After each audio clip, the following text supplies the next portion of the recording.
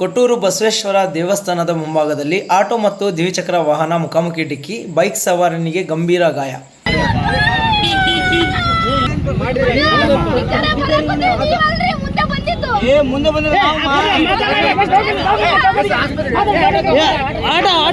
ಗಂಗಾವತಿ ನಗರದ ಕೊಟ್ಟೂರು ಬಸವೇಶ್ವರ ದೇವಸ್ಥಾನದ ಮುಂಭಾಗದಲ್ಲಿ ಆಟೋ ಹಾಗೂ ದ್ವಿಚಕ್ರ ವಾಹನದ ನಡುವೆ ಮುಖಾಮುಖಿ ಡಿಕ್ಕಿ ಸಂಭವಿಸಿದೆ.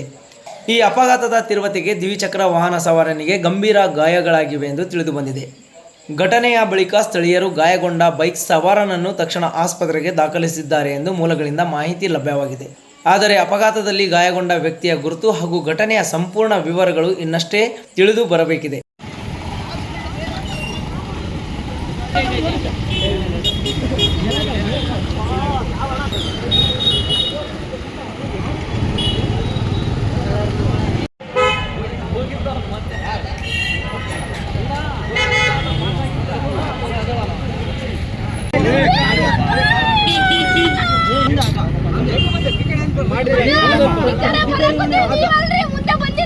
ಮುಂದೆ ಬಂದ